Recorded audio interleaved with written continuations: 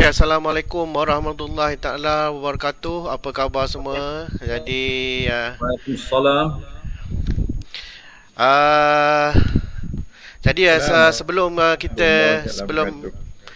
sebelum kita meneruskan webinar kita pada hari ini, ucapan ribuan terima kasih juga kepada bahagian SES ILP Kuantan kerana telah merangka program kita ni, dan juga terima kasih kepada pihak BPSM kerana menyediakan platform untuk kita bertemu secara maya pada pagi ini.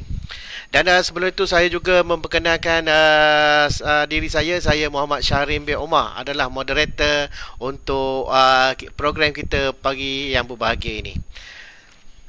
Bismillahirrahmanirrahim. Yang berbahagia Interior Designer Dr. Haji Osman bin Muhammad Noor, Pensyarah Kanan Universiti Teknologi Mara, Kampus Seri Iskandar, Perak Darul Rizwan, juga merupakan tokoh alumni ILP Kuantan.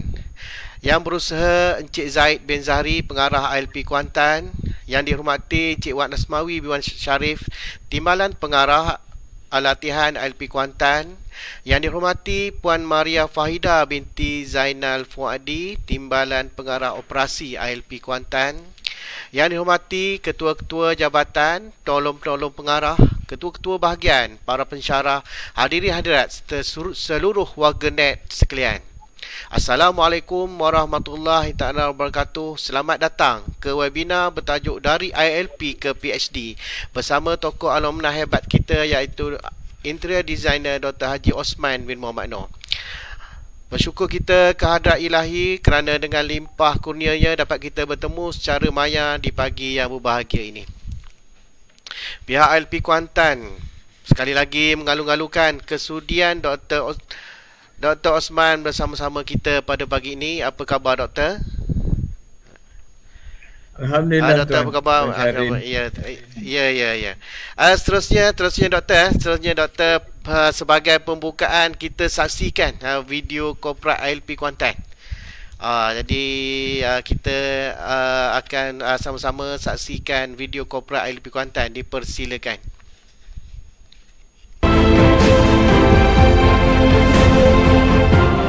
Institut Latihan Perindustrian Kuantan, tenaga mahir negara bermula di sini.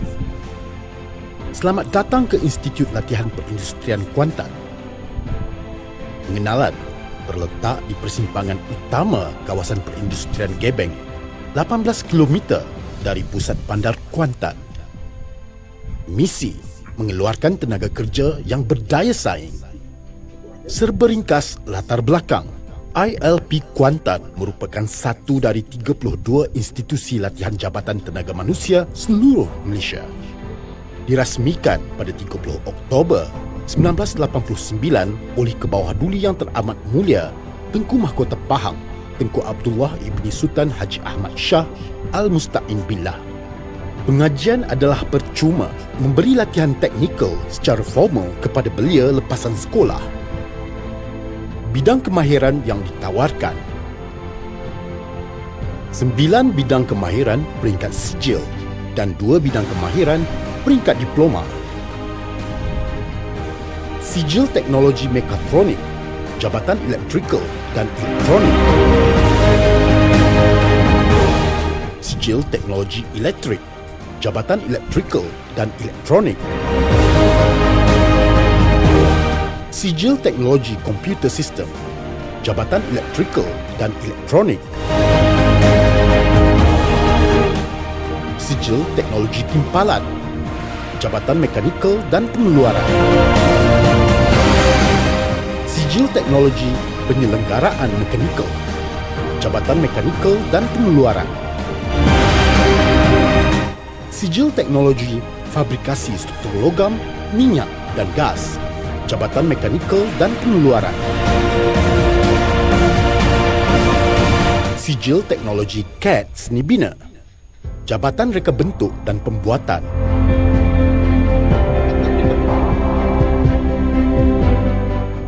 Sijil Teknologi Pembuatan, Pemesinan, Jabatan Reka Bentuk dan Pembuatan.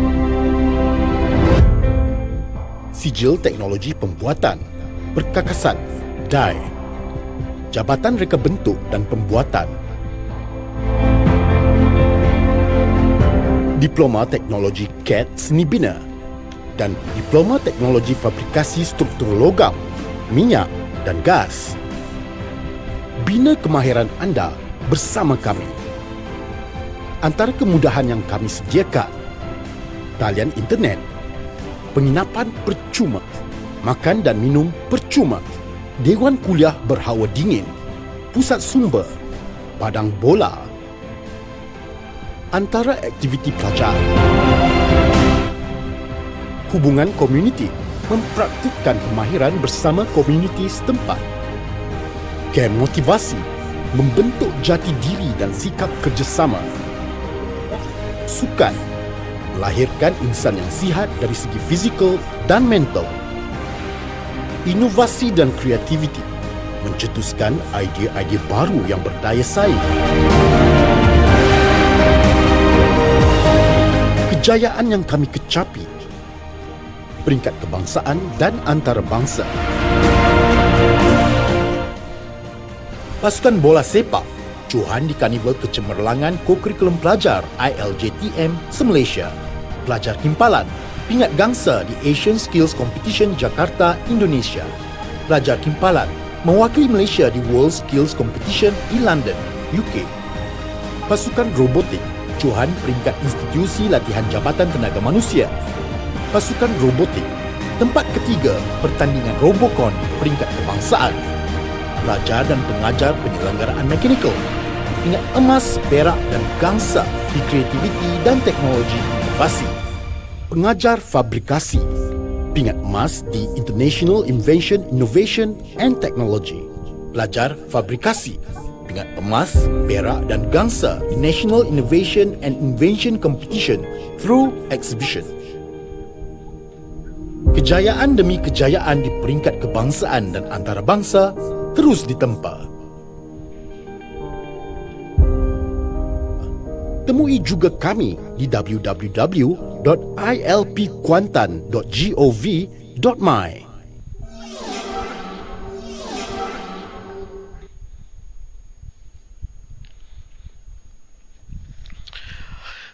Okey, itu tadi Dr. ya tentang video korporat ILP Kuantan. Bila dengar ILP Kuantan tu ada rasa meremang bulu roma juga lah. Jadi sejarah doktor sejarah doktor berada di sini pada suatu ketika dulu. Jadi doktor, seterusnya kita dengar dulu kata-kata aluan daripada pengarah ILP Kuantan, Cik Zaid bin Zari, untuk kita sebagaimana kita nak memulakan kita punya webinar pada hari ini. Dengan segala hormatnya dipersilakan Encik Zaid bin Zari untuk kata-kata aluan. Dipersilakan Encik Zaid. Assalamualaikum warahmatullahi wabarakatuh dan salam sejahtera. Terima kasih saudara moderator Encik Muhammad Syahrin bin Umar yang berusaha, Encik Muhammad Mazulki bin Zainuddin, penolong pengarah khidmat sokongan pekerjaan dan komuniti selaku penyaras program webinar pagi ini dari ILP ke PhD. Yang berbahagia, interior designer Dr. Haji Osman bin Muhammad Noor, juga selaku tokoh alumni ILP Kuantan, adalah jemputan khas kita pada pagi ini. Beliau juga selaku pensyarah kanan Pusat Pengajian Alam Bina dan Teknologi, Fakulti Seni Bina Perancangan dan Ukur UiTM, Kampus Sri Iskandar Perak. Yang dihormati Timbalan Pengarah Latihan Encik Wan Asmawi bin Wan Sharif, Timbalan Pengarah Operasi Puan Maria Fahida binti Zainal Fadi, Jawatan Kuasa Program alumni ILP Kuantan serta peserta webinar dari ILP ke PhD pada pagi ini.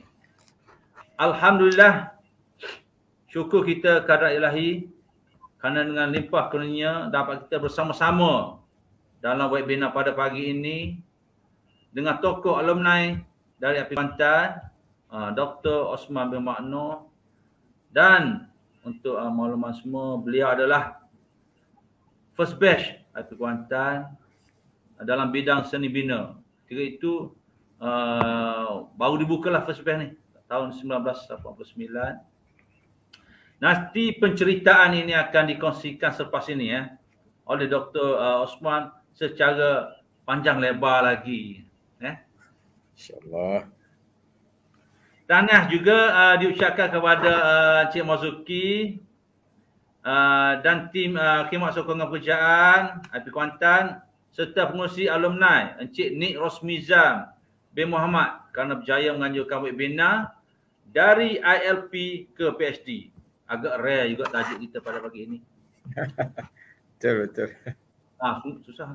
Terima kasih juga kepada penolong pengarah Encik Muhammad Rauf bin Ali Khan bersama tim Pusat Sumber dan Multimedia yang membantu menyediakan platform webinar kita pada pagi ini. Okay, sekali lagi terima kasih kepada Dr. Muhammad kerana sudi meluangkan masa untuk berkongsi perjalanan lifelong learning dari CJ ke IP bersama dengan kita pada pagi ini.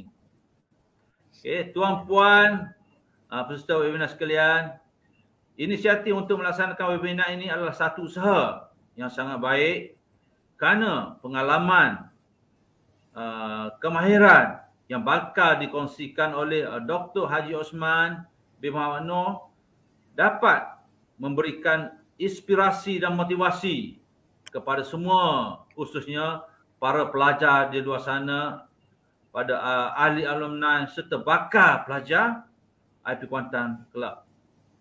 Okay, program ini juga dilihat sebagai satu peluang untuk membuktikan bahawa pelajar TVET atau Technical Vocational Education Training juga mampu berjaya dan seiring dengan pelajar akademik sekiranya mempunyai motivasi, usaha dan beriltizam untuk lebih berjaya.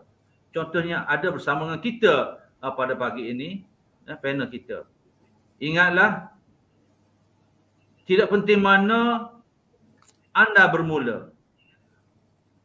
Apa yang penting, di mana anda berakhir. Orang kata, di mana ada kemahuan, di situ ada jalan. Okay. Tuan-puan, peserta webinar sekalian, webinar ini juga menunjukkan komitmen pengurusan IP Kuantan melihat alumni ini sebagai rakan kongsi yang berpotensi untuk memberikan nilai tambah kepada institut ini. Kerana kebanyakan alumni IP Kuantan kini berkerjaya di pelbagai bidang industri, sama ada di dalam dan di luar negara. Ada juga alumni yang menjadi usahawan yang berjaya. Justru itu, jaringan atau network yang sistematik perlu diperkemaskan bagi membolehkan para alumni berkongsi idea dan kepakaran dalam meningkatkan daya saing graduan IP Kuantan. Alumni seperti Dr. Osman memang kita menagih sumbangan idea dan kepakaran. Okay, di kesempatan ini juga tadi kita ada tengok video klip tentang IP Kuantan. Jadi saya nak tambah sikit berkenaan dengan ILP ataupun Institut Latihan Jabatan Tenaga Manusia. Okay, kita menawarkan program sepenuh masa ni juga, separuh masa. Untuk pelajar sepenuh masa, untuk program CJ ditanggung sepenuhnya oleh pihak kerajaan. Kerana kita Institut Latihan Kemahiran Awam Kerajaan. Dan untuk program diploma ada pinjaman di bawah tabung pembangunan kemahiran. Dan untuk program separuh masa ataupun kursus jangka pendek, mana kursus modular dan juga customized, biasanya untuk reskilling, upskilling dan cross-skilling kepada orang awam, jabatan kerajaan dan juga pihak industri. Okay, mana kepakaran kita ada, kita boleh kongsikan bersama. Dan yuran khusus untuk orang luar ni memang sangat kompetitif lah, berbanding dengan pihak-pihak swasta. Dan untuk kursus jangka pendek, untuk makluman doktor juga, kita kadang-kadang kita ada menerima dana daripada Yayasan Peneraju, PSMB, Perkesu dan lain-lain. Dan untuk yang berdana ni biasanya akan ditanggung sepenuhnya jika memenuhi syarat dia lah. Syarat kelayakan, M40 ke B40, kita tengok macam mana. Kalau yang berminat tu boleh hubungi di laman web Institut IP Kuantan.gov.my dan juga di www.jtm.gov.my, kerana kita ada 32 institut yang menawarkan pelbagai kursus jangka pendek. Jadi peserta webinar di luar sana yang berminat boleh hubungi institut berkenaan yang berdekatan dan juga kepakaran teknikal yang diperlukan. Kita sedia membantu, dan kursus customize ini kita bergantung kepada kehendak pelanggan kita lah. Dia nak macam mana, kita datang bincang dengan ke institut dan kita putuskan persetujuan, kita boleh jalankan kursus customize sama ada pada hari bekerja, selepas waktu bekerja ataupun pada hari minggu. Okey, itulah tambahan sedikit sebanyak tentang ILJTM. Okey, merujuk kepada webinar kita pada pagi ini, tajuk yang kata agak rare sikit, dari ILP ke PhD. Kita biasa mendengar doktor tidak lari gunung dikejar. Biasa kita dengar. Tapi hakikatnya bukan kita nak mengejar gunung. Tapi bagaimana kita ingin menakluki gunung itu. Jadi untuk menakluki gunung itu, kita perlu mendakinya sampai ke puncak. Tapi untuk mendaki gunung seperti yang Dr. Osman buat sekarang ni, banyak persediaan, cabaran dan liku-liku yang perlu dihadapi. Macam kita nak naik gunung, sebelum naik gunung, kita kena berlari dulu. Berlari mungkin hari ni 1 kilo, esok 2 kilo, lusa 3 kilo, supaya fitness kita mencapai tahap yang membolehkan kita mendaki gunung lah. Kalau tidak, naik ke puncak gunung tu, menyusahkan orang lain pula nak bawa turun ke bawah. Kita tidak fit. Kita perlu persediaan yang komprehensif dari segi fizikal dan mental. Lepas tu dalam cabaran lifelong learning nanti mungkin doktor boleh kongsikan tips-tips yang mujarab kepada para pelajar kita di luar sana, para ibu bapa dan para alumni. Orang pernah berkata, kalau tidak dipecahkan ruyung, bagaimanakah kita mendapat sagunya? Okey. Untuk mendapat sagunya nanti saya serahkan kepada Dr. Osman untuk mengupas, menggali bagaimana cara mendapatkan sagunya itu. Okey. Sebelum saya akhiri ucapan saya ni, saya sekali lagi ingin mengucapkan ribuan terima kasih kepada semua yang terlibat secara langsung atau tidak langsung dalam pengejaran webinar yang bertajuk dari ILP ke PhD. Ribuan terima kasih juga kepada interior designer Dr. Haji Osman bin Mak Nor selaku tokoh alumni IP Kuantan kerana kesudian meluangkan masa menjayakan program pada pagi ini. Dan harapan saya semoga program ini memberikan manfaat kepada pelajar-pelajar di luar sana, alumni, ibu bapa, di mana lifelong learning yang di-sharekan nanti memang cukup bermanfaat, dan semoga alumni IP Kuantan terus bergerak maju. Okey, saya rasa saja. Sekian, terima kasih. Wabillahi taufiq wal hidayah. Wassalamualaikum warahmatullahi wabarakatuh. Assalamualaikum. Okey, ucapan ribuan terima kasih kepada Encik Zaid bin Zari, pengarah IP Kuantan, di atas kata-kata aluan itu tadi.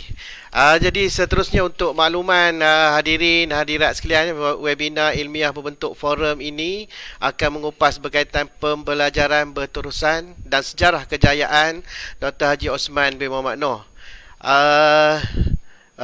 Kenalah dengan tajuknya dari ILP ke PhD, dan ianya akan dijalankan dalam bentuk soal jawab lah daripada moderator dan juga warganet. Warganet boleh mengajukan soalan melalui komen di FB.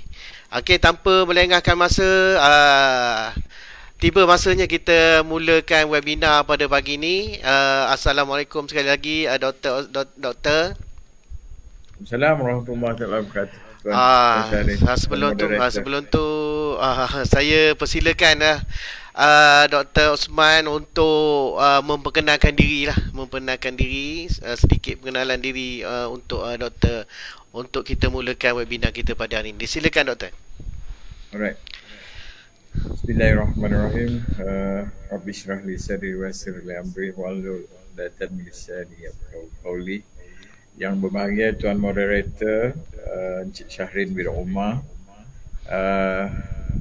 yang terima kasih tak terhingga buat pengarah ILP Kuantan Encik Zaid bin Zahari, tim malam pengarah Encik Mazuki dan semua tim dan kru para pensyarah ILP Kuantan yang saya hormati dan saya sayangi.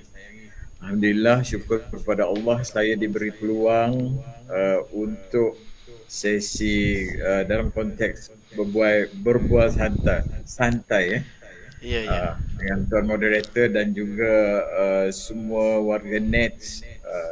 Dan Alhamdulillah juga saya rasa ribuan syukur kepada Allah kerana pagi ini saya dapat kata orang tu share pengalaman liku-liku kehidupan untuk sampai kepada tajuk yang telah dipilih dari ILP ke PhD. Saya rasa tajuk tu macam agak rare seperti yang Tuan Pengarah kata tadi. So saya follow the suasana. Macam tu kan. So terima kasih sekali lagi atas peluang dan ruang yang diberi kepada saya untuk kita sama-sama berkongsi pengalaman yang telah saya buat.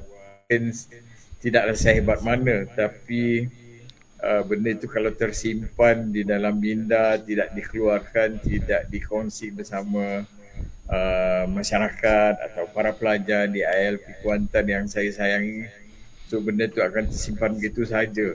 So tanpa dia akan menjadi sesuatu yang membekas di hati para pelajar. So saya rasa Alhamdulillah ini peluang yang terbaik lah untuk saya dapat sharing pengalaman-pengalaman yang telah saya lalui, di mana tahun 1989 telah menjadi bersejarah selepas habis SPM. Saya masuk ke ILP Kuantan pada waktu itu.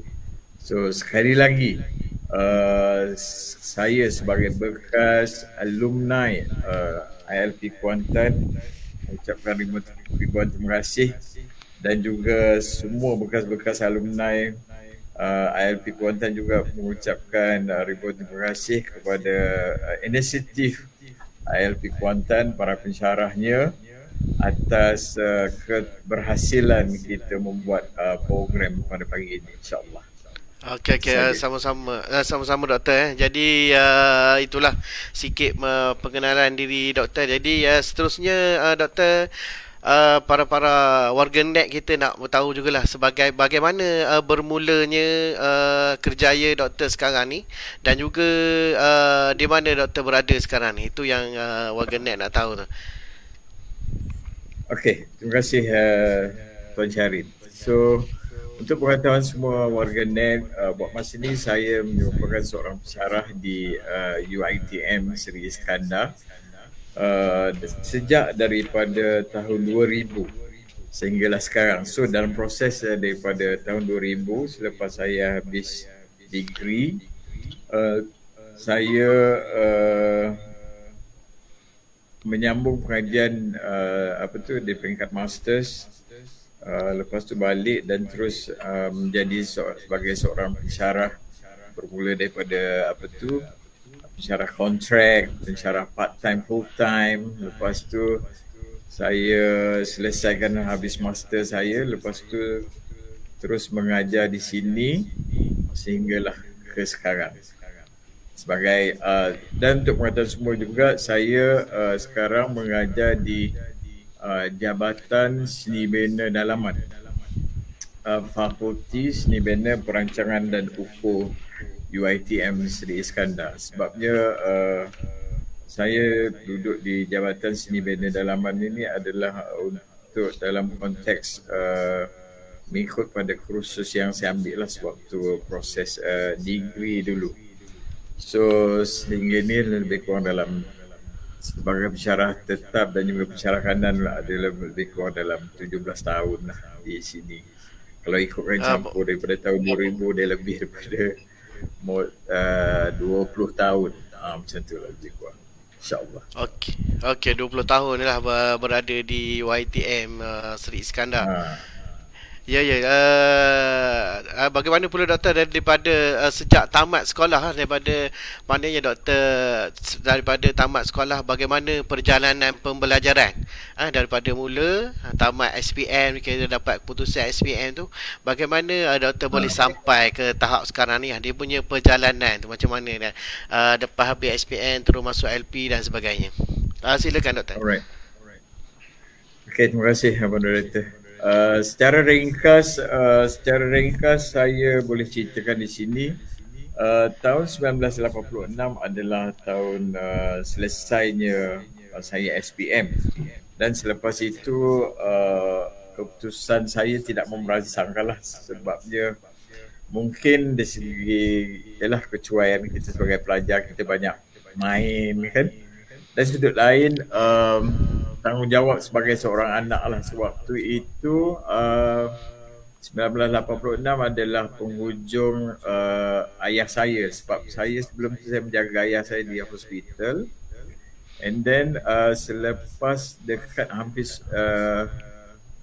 berbulan dia di hospital, saya menjaga dan bergantian dengan keluarga, dengan ibu saya dan sebagainya. Dan selepas itu dalam sebulan lagi saya nak SPM, arwah ni meninggal. Dia merupakan satu tekanan lah buat saya. Dan selepas itu, selepas dapat result, ibu saya kata, why not ambil sekali lagi lah SPM. Saya kata tak apa, kita ambil sekali lagi sebab mak tahu kau banyak menjaga arwah ayah kan. So saya kata tak apa, saya ambil. Tapi dalam konteks kita yang tidak ada tuition pada zaman dulu sebagai seorang budak kampung yang berasal daripada Kuala Pilah, so kita memang tak ada explore, ada pusat tuition dan sebagainya dekat kampung. Kita belajar sendiri semua. So dengan itu saya gagahkan diri untuk mengambil sekali lagi. So keputusan dia tetap lebih kurang sama je, naik sikit je. Lepas itu saya 86, 87 saya ambil sekali lagi, and then 88 saya menganggur lah waktu tu. Menganggur dan saya cuba bekerja sambilan. Waktu tu tahun 1986, 87, 88 waktu itu berlaku recession ataupun kemelesetan ekonomi negara. Saya mengambil jalan ringkas selepas ketiadaan arwah bapa untuk menggalas beban. Sewaktu itu kakak berada di universiti, kakak abang baru saja memulakan pekerjaan saya, dan di bawah saya ada adik lagi dua yang bersekolah. Saya mengambil keputusan untuk membantu mak saya lah. Kebetulan peninggalan arwah ayah ada kebun. Sebelum saya masuk ke arena perkebunan tu yang tak pernah saya buat dan saya lakukanlah, saya noreh getah. Saya cakap dekat mak saya, why not kebun arwah ni kita usahakan sendiri, kita toreh sendiri. Walaupun mak saya tak orang buat, saya pun tak orang buat, tapi kita turun juga ke kebun, kita buat sendiri daripada kita upah kepada orang lain dengan macam-macam masalah kan. So selepas itu saya rasa arena perkebunan tu agak menekan saya terjun ke arena, saya kerja kilang. Saya bekerja kilang, sewaktu saya pergi ke Johor ikut pakcik saya kerja kilang di sana, di Johor. Duration sewaktu saya bekerja kilang tu, sebelum saya pergi ke sana, saya ada apply mana-mana lah, poli dan sebagainya, ILP, kemahiran, ITM dan sebagainya. So saya mempunyai prinsip macam ni, mana yang datang dulu saya akan ambil, macam tu. So saya kata So waktu saya bekerja di Johor sebagai seorang operator pengeluaran di Johor, sebab itu saya kata pada mak saya akan terus bekerja dan dapat duit bantu mak untuk sekolahkan adik lagi 2 dan kakak di universiti. So dalam waktu yang sama saya rasa waktu saya balik bercuti kebetulan postman ada datang memberi bawa surat. Kebetulan postman tu bagi dekat saya terus. Dia kata Osman ya, ada surat. Saya pun buka, nampak surat tu daripada Jabatan Sumber Manusia. Saya pun buka, anda ditawarkan belajar di ILP Kuantan. Saya excited dan happy. Tapi di sebalik kegembiraan saya, ada orang yang tak berapa suka, iaitu mak saya lah. So dia kata kenapa nak pergi belajar? Dia kata siapa nak bantu mak? Kat situ memerlukan kita punya pengorbanan yang tinggi lah untuk ditelan mati mak, dibuang mati. Macam itulah lebih kurang. So saya cakap dekat mak, kali ni saya terpaksa ingkar perintah lah. Ingkar perintah dalam konteks saya kata mak, saya nak pergi belajar juga. Walau apa cara sekalipun, walaupun mak macam tak setuju, saya terpaksa langgar dengan izin lah. Kayaknya macam konteks langgar bersyarat. So alhamdulillah dia mungkin tak tahulah dengan redo tak redo, saya cium dia, saya kata saya nak pergi juga belajar. So saya balik ke Johor, kemas barang, patah balik, saya buat preparation dan bermulalah sesi saya untuk bertolak ke Kuantan seorang diri dan ditemani oleh saudara saya lah. Kebetulan saudara saya pun dia pelajar di Politeknik Semambu. Dia yang guide saya untuk pergi ke Kuantan naik bas. So bagi saya itu adalah satu thrill yang macam kalau kita tengok dalam konteks budak-budak sekarang semua pergi, semua mak ayah hantar sampai ke depan pintu asrama. But untuk saya tidak berlaku momen yang manis tu. Saya rasa momen tu adalah satu momen yang kata orang tu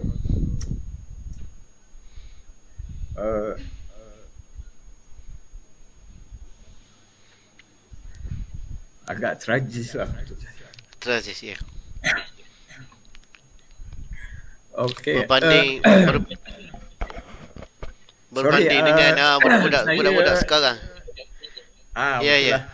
Ya, berbanding dengan budak-budak sekarang ni, maknanya dulu kita lebih mencabar lah. Lebih mencabar dan juga untuk sampai ke LP tu kita memang jarang yang berpatah balik lah. Bila sampai kat sini tu dah jarang berpatah balik. Jadi kalau kita ceritakan semula macam tu lah, kita boleh sebut ke lah doktor. Jadi bagaimana kita bermula tu lah. Jadi doktor, seterusnya setelah doktor sampai ke ILP tu, jadi sedikit lah peringkat pengajian. Maknanya kita cerita peringkat pengajian dulu. Selepas pada doktor berada di ILP, selepas pada ILP ke mana doktor pergi, selepas pada tu dan sehinggalah doktor mendapat PhD. Silakan doktor. InsyaAllah. Minta maaf Tuan Moderator, tiba-tiba dia punya emosi datang. Saya pun sebenarnya moderator pun jalan cerita dia yang sama. Itu yang saya tak boleh tengok ke tu. Jalan cerita moderator saya sendiri pun sama. Saya melalui sebagaimana doktor lalui sebelum saya juga sampai ke LP Kuantan ni di tahun 92. Jadi cerita tu lebih kurang lah. Jadi kita cuba. Jadi sekali lagi doktor, iaitu peringkat-peringkat selepas daripada doktor berada di ILP, selepasnya doktor ada praktikal kat mana-mana dan juga kita sekarang ni kita tukar sikit dia punya mood tu lah. Jadi peringkat-peringkat pengajian doktor tu. Okey doktor. Seterusnya doktor pengajian selepas LP tu. Sewaktu pengajian yang paling kata orang tu yang paling manis lah dalam momen sebagai seorang budak kampung yang tak pernah duduk di asrama dan sebagainya. pengalaman meninggalkan rumah adalah satu pengalaman yang kata orang tu yang lain macam. Lain macam dalam konteks is satu benda baru lah. And then once saya dah sampai ke Kuantan, saya mempunyai satu sifat kata orang tu saya nak keluar daripada comfort zone saya. So saya menjadikan dengan nawai itu saya menjadikan ILP Kuantan seolah seperti satu universiti yang saya akan masuk walaupun dalam konteks kemahiran. But berada di ILP Kuantan adalah suatu momen yang paling hebat dan paling manis di antara semua momen-momen yang saya belajar. Macam itu sebabnya kita adalah benda yang pertama kali kita keluar daripada rumah. ILP itu adalah sebagai satu madrasah ataupun tempat saya menuntut ilmu yang pertama dalam konteks keluar daripada zaman persekolahan. Alright, selepas setahun lebih, kalau dulu saya rasa dia lebih kurang dekat 2 tahun kot di ILP, tak macam sekarang. Dulu 2 tahun. 2 tahun belajar di ILP Kuantan dan selepas itu kita ada 6 bulan untuk praktikal. Saya sewaktu 6 bulan praktikal di Kuala Lumpur di konsultan arkitek Fajar, konsultan Jalan Pahang Barat, saya ingat lagi. Selama 6 bulan saya dapat banyak ilmu baru dalam konteks sebagai pelukis plan. Sebab saya mengambil jurusan lukisan seni bina ataupun draftsmanship ataupun sekarang dipanggil CAD seni bina. So 6 bulan tu saya menjalani latihan praktikal. Selepas itu habis praktikal kita akan masuk balik ke ILP untuk meneruskan something like semester akhir lah. Selepas habis semester akhir 6 bulan, so alhamdulillah saya terus menyambung, alhamdulillah diberi peluang pekerjaan dan saya menyambung pekerjaan sebagai pelukis plan di Kuala Lumpur. Dan tempat yang pertama saya bekerja sebagai pelukis plan adalah di Plaza Keliling dengan satu konsultan arkitek di situ. Waktu itu gaji saya permulaan hanya sekitar RM400. Bayangkan sewaktu itu RM400 duduk di Kuala Lumpur dengan saya tak kisah berapa gaji saya dapat waktu itu, but yang paling penting saya dapat pengalaman. Walaupun ada kawan saya kata cukup ke RM400 untuk survive kat Kuala Lumpur. Saya kata insya-Allah kalau kita guna dengan tempat dia, saya rasa RM400 tu akan dia punya barakah tu okey. Sebab dalam cuba bayangkan RM400 saya mampu untuk menghantar duit RM100 pada mak saya, RM100 untuk saya survive, 100 makanan minum, RM100 untuk saya bayar rumah sewa, bilik sewa, dan RM100 lagi lebih kurang lah untuk kita nak bayar kenderaan sebab kita tak ada kenderaan. Kita jalan kaki naik bas mini di Kuala Lumpur. Macam tu. And then selepas itu saya bekerja di 2 konsultan, satu arkitek EHD Arkitek, and then yang kedua Perunding Alam Bina Konsultan.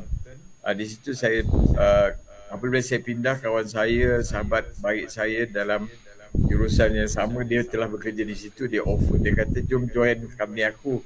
So gaji kau dari 400 naiklah kot dari 600 ke 700. Saya kata alhamdulillah saya dapat tukar. Tapi waktu nak tukar daripada kami yang pertama EHD Arkitek, my boss kata boleh tak jangan tukar. Dia kata duduk kat sini, saya boleh hantar awak pergi belajar sampai peringkat mana yang awak nak. Tapi saya kata saya eager juga nak keluar untuk mendapatkan gaji yang lebih tinggi di tempat yang baru. So di situ saya di Perunding Alam Bina Arkitek Jalan Pahang Barat, saya bekerja selama lebih kurang 6 tahun lebih. Dan sewaktu itu saya telah apply untuk masuk ke UiTM. Sebabnya setiap hari saya memanjatkan doa supaya saya boleh belajar. Saya melihat saya tak boleh duduk di peringkat yang macam ini saja. Saya ingin nak belajar. Saya kata saya pun apply waktu itu, alhamdulillah.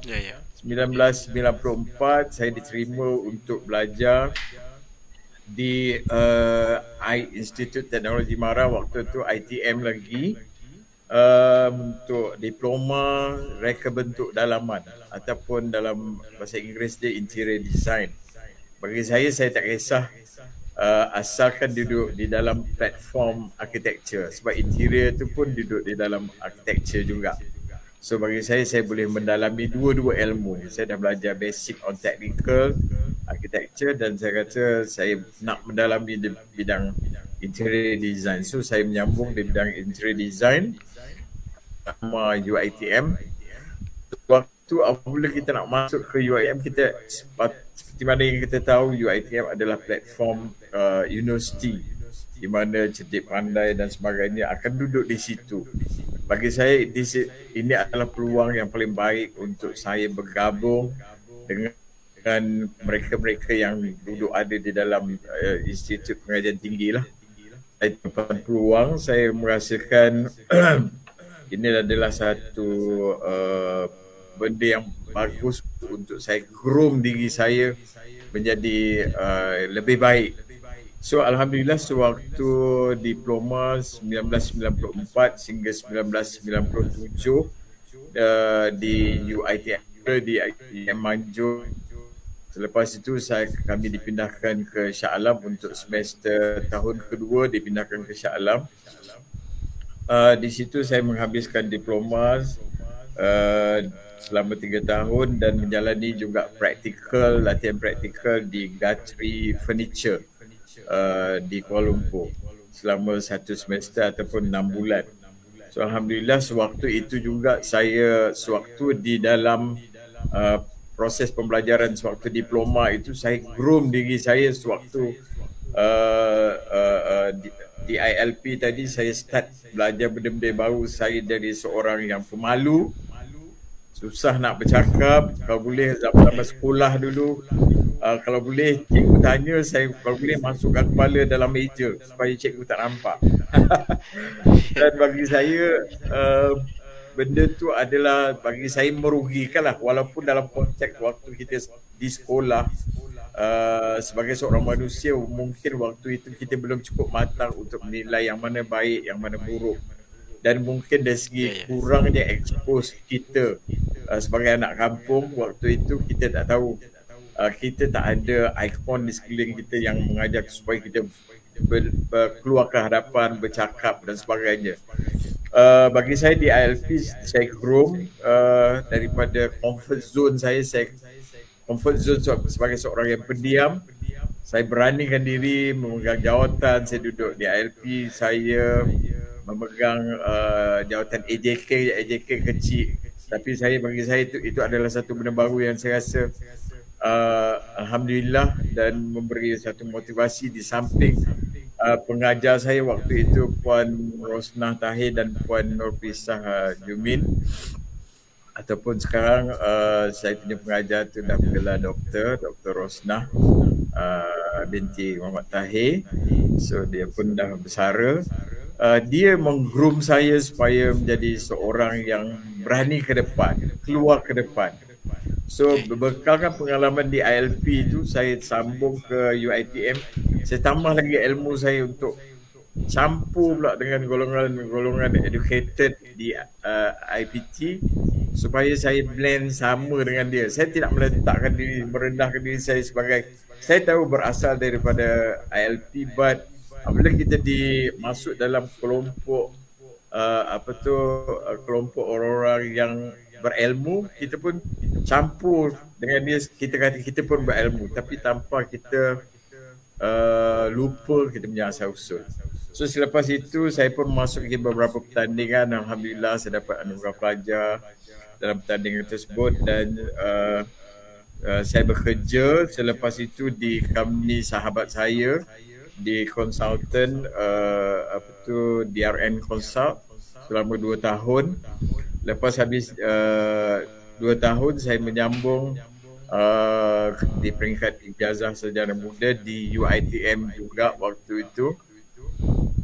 selama 2 tahun. Selepas itu saya menggunakan platform 1998 sehingga 2000 sebagai satu platform untuk saya mengejar cita-cita saya lah, daripada saya berjalan dan berlari, dan degree tu saya jadikan dia momentum lagi kuat lah untuk saya terus berlari. Macam tu. So walaupun kita nampak degree tu agak macam tight, berbekalkan pengalaman saya 2 tahun sebelum selepas saya diploma nak masuk ke degree, pengalaman tersebut saya gunakan. Saya masuk competition, saya masuk saya memegang jawatan waktu itu sebagai pelajar sebab saya suka menguji diri saya. Daripada seorang berdiam, saya nak bercakap, dan akhirnya saya memegang jawatan sebagai presiden pelajar untuk saya punya persatuan. Kursus saya di malam presiden, saya terus ke hadapan, insyaAllah. So selepas itu habis, oleh kerana terlalu aktif sewaktu di diploma dan degree di UiTM, sebab duduk dalam kos yang sama. Sewaktu di degree saya menyambung di bidang pengajian tadi, diploma reka pengalaman. So degree saya pergi terus kepada diploma seni bina dalam upgrade sikit. So sewaktu itu saya aktif sebagai seorang student. So melihat keaktifan tu, pensyarah profesor saya melihat di situ ada mungkin di pihak profesor ataupun pensyarah saya, di situ ada intan yang harus digilap untuk jabatan dia. So alhamdulillah, sewaktu itu umur saya dah nak memasuki 31. So saya ingat lagi ketua jabatan saya, Profesor Madya Hilmiah Ismail. Dia yang datang ke saya membawa borang untuk offer saya menjadi seorang pensyarah. So saya kata dekat Prof, saya kata umur saya dah nak masuk 31. Dia kata tak apa, umur boleh kita adjust. Sebagai orang atas dia boleh adjust dan means dia boleh nego lah. So saya pun alhamdulillah, saya apply isi borang dan interview, saya berjaya untuk mendapat menyambung pengajian di peringkat masters di United Kingdom. Sewaktu itu tapi masalahnya sewaktu itu apabila saya dalam surat offer tu, JPA offer saya ke UK. Tapi sebagai seorang manusia suka mencari sesuatu kelainan. Saya kata boleh tak saya tak nak pergi UK. So tim dekan kata kenapa tak nak pergi UK? Orang semua berebut nak pergi ke Europe, boleh main salji dan sebagainya. Tapi saya kata saya tak, saya nak pergi ke sebelah Asia. Saya kata kenapa nak sebelah Asia? Sebab saya nak sangat mengkaji tentang tropical architecture. Maksudnya tropical study lah, tentang Bali architecture dan sebagainya. So dia kata kalau macam tu you carilah universiti yang JPA boleh recognize dalam Asia yang boleh membolehkan you enroll you punya master di sana. So alhamdulillah saya check dan cari dan gali. Saya dapat Institut Teknologi Bandung di Bandung di Indonesia untuk saya menyambung di pengajian master saya spesifik on tropical study in Bali. So dekan sekali lagi dia kata kenapa nak di sana? Sebab saya kata kalau saya nak belajar tentang tropical, takkanlah saya nak pergi ke Europe. Boleh je dapat ilmu dekat Europe, tapi saya tak dapat the feel dia punya environment of tropical Bali itu sendiri. Why not saya pergi ke Indonesia? Saya duduk di sana selama 2 tahun, belajar tentang tropical study on architecture and interior untuk Bali, seni bina Bali. Kebetulan waktu itu tahun 2002 sehingga 2004 saya belajar di sana. Di situ banyak saya belajar tentang tengah boom juga waktu tu orang Malaysia sibuk dengan rumah nak bergaya Bali dan bergaya tropical. Saya mengambil approach itu untuk ke sana. Dan bagi saya, niat saya nak ke UK tu memang ada, but saya kata tak apa, insyaAllah kalau niat ada dengan doa, dengan izin Allah, saya insyaAllah satu hari nanti akan sampai juga ke situ untuk berjalan ataupun buat research dan sebagainya. So Alhamdulillah 2002 sehingga 2004 saya selesai menghabiskan saya punya masters. Di samping itu saya tak akan cerita dulu apa yang terjadi dan sebagainya, itu saya cerita. Mungkin saya cerita kronologi dulu secara ringkas. Ni pun dah panjang. So 2002 sehingga 2004 saya habiskan saya punya masters di Bandung, Institut Teknologi Bandung. Alhamdulillah, ITB merupakan salah satu universiti antara yang top 10 di Asia. So sebab itu JPA luluskan untuk saya pergi ke sana. Alhamdulillah saya balik 2004. Selepas itu saya terus menjadi pensyarah di UiTM Seri Iskandar. Selepas tadi saya habis tahun 2000 habis degree, saya ada 2 tahun untuk saya menjadi pensyarah part time ataupun kontrak di Seri Iskandar. Lepas tu 2002 baru saya terbang ke Bandung untuk menyambung peringkat master, dan selepas itu saya terus bekerja 2004 sehingga saya memperolehi, Alhamdulillah, UiTM memberi mandat ke saya untuk menganugerah pensyarah kanan. Dan Alhamdulillah ketika itu juga ILP Kuantan melantik saya sebagai antara orang yang sebagai advisor kepada subjek CAT Seni Bina. So Alhamdulillah saya berkolaborasi waktu itu dengan Kementerian Sumber Manusia, bahagian teknikal dan advisor. Selepas itu 2010 saya berhenti sekali lagi, tapi sebelum saya 2010 sewaktu saya bekerja itu, proses itu agak panjang dan macam-macam boleh berlaku, but saya ringkaskan. 2010 sehingga 2016, selama 6 tahun saya sekali lagi mengambil kata orang tu sesuatu yang mencabar diri saya lah. Saya kata aku harus buat PhD lepas dah master.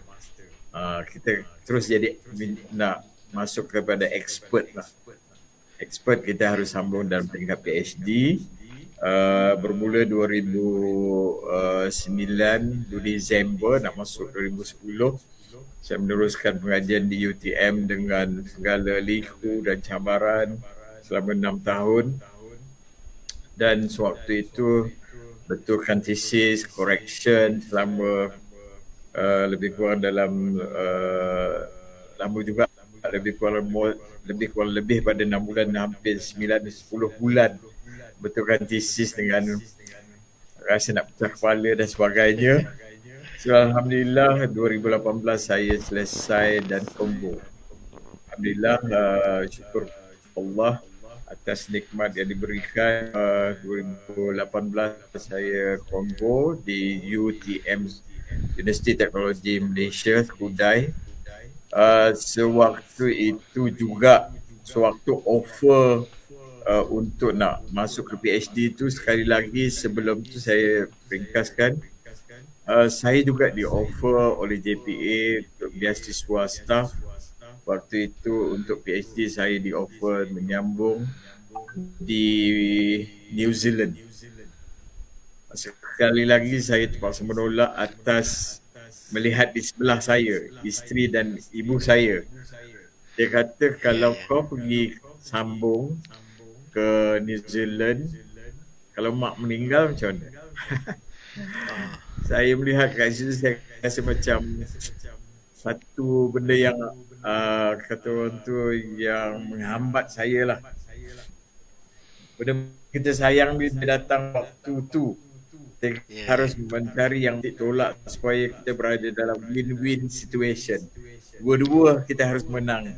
Maksudnya kena menangi hati mak ayah, mak kita, menangi hati isteri. Isteri saya pun menolak untuk pergi ke New Zealand sebab waktu itu isteri saya pun sedang sudah setahun untuk sedang belajar di peringkat PhD juga. So saya kena ikut dia lah. Saya kata kalau saya pergi ke UK, ke New Zealand, dia pula tinggal. So saya ada dah nikmat, saya ambil keputusan untuk mencari Universiti IPTA tempatan lah. So alhamdulillah saya meletakkan UTM sebagai sasaran saya dalam bidang architecture selama 6 tahun. Alhamdulillah ruangan saya di bawah Profesor Madya Dr. Raja Nafidah Raja Syahminan. Saya dapat menghabiskan saya punya PhD.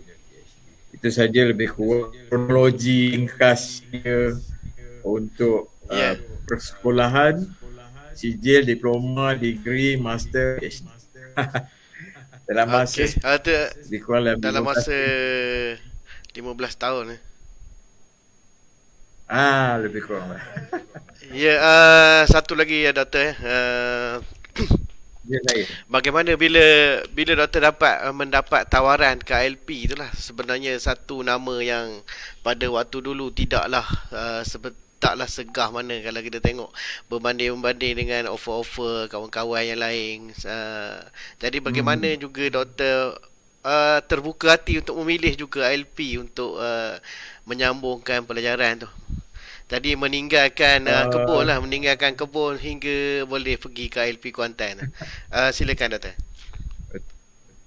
Alright, macam mana saya boleh memilih ILP Kuantan seperti yang saya cerita dari awal tadi selepas saya bekerja part time di kilang di Johor, so dapat ILP Kuantan. Saya nekat apa yang datang awal offer pada saya itulah yang akan saya terima dan itulah adalah yang mungkin Allah dah aturkan untuk saya. Walaupun agak berat, ada kekangan daripada ibu saya sendiri, saya terpaksa menolak. Maksudnya menolak secara baik untuk saya nak juga grab ILP Kuantan. Bagi saya tidak melihat dari sudut kekurangan atau apa ILP Kuantan waktu itu. Bagi saya, dapat masuk ILP Kuantan tu saya rasa macam satu wow factor. Saya kata this is dunia baru untuk saya. Seolah saya rasa tu waktu tu saya merasakan saya masuk universiti. Walaupun ada sinis saya pergi dengan saudara saya masuk poli di sebelah tu, Poli Semambu. Dia kata masuk sini je. Saya kata halah. Tapi cara dia tu saya melihat macam masuk sini je tak apalah. Mungkin di sini tu akan menjadikan di sana lebih hebat. So masuk di ILP Kuantan saya first batch. Waktu itu 100 lebih kurang sahabat saya. Saya melihat ILP waktu itu masih baru dan tidak ada banyak benda lah. Maksudnya banyak barang-barang masih kurang, tapi kita sebagai orang yang baru masuk, benda nak operasi mungkin ada kekurangan dan sebagainya, so kita adapt je. Dan bagi saya semaikan, seronokkan belajar. Walaupun saya tidak melihat itu adalah sijil dan sebagainya, kawan-kawan datang. Yang penting saya enjoy belajar, saya dapat berjumpa dengan kawan-kawan dari seluruh Malaysia ada kat situ. Dan dari sudut lain, saya dapat bercampur dengan multiracial. Maksudnya ada bangsa India, ada Cina. So di dalam kos saya pun ada 2 orang daripada Chinese dan juga India. So saya merasakan this is university. Walaupun tu ILP, this is university bagi saya. Sebab dia bersifat universal dalam konteks semua bangsa ada. Dan semua peringkat umur ada. Bukan kita masuk tu umur kita ialah macam kalau kita IPTA mungkin umur 19, 18. But apabila saya masuk kat situ ada abang-abang yang dah umur 20 lebih, dekat 30 pun ada. Saya rasa macam banyak ilmu yang saya boleh dapat daripada dia orang lah. Walaupun waktu itu umur saya mungkin baru 20, 19-20. Bagi saya itu adalah satu ilmu dan saya rasa this is heaven.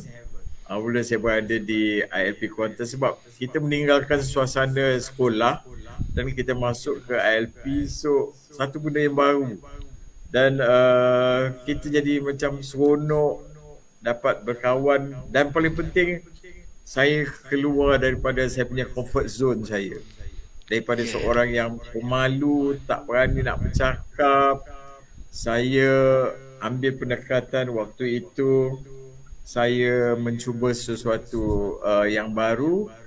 Contohnya saya kongsi sikit, saya sewaktu ILP ni buka dan kami adalah first batch dan waktu itu ada perasmian ILP.